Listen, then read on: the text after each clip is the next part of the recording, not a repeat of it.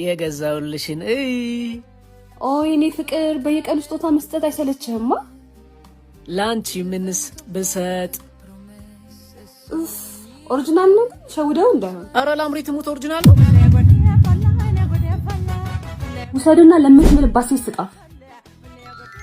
እሺ ምን ላድርግ የኔ ፍቅር? የመጀመሪያ ፍቅረኛዬ ነሽ። በሷ ነው ስም ሊኖርኩት በቃ ለምዶብኝ ቀረ። ይቅርታ ሁለተኛ ይለመደኝ። ቱ ይሄው ተፏት በቃ። እሺ በቃ ተነስ፣ ይቅርታ አድርጌልሃለሁ። ላምሪ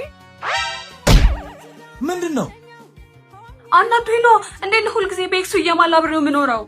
ታዲያ መነጋገር እያለ መደባደብ እኮ። የኔ ፍቅር ይቅርታ በእናትህ በጣም ጎዳው። አይ ደህና ነኝ። እባክህ ደግሞ ወደ ውስጥ ፈሶ እንዳይሆን ተነስና ወደ ሆስፒታል እንሂድ።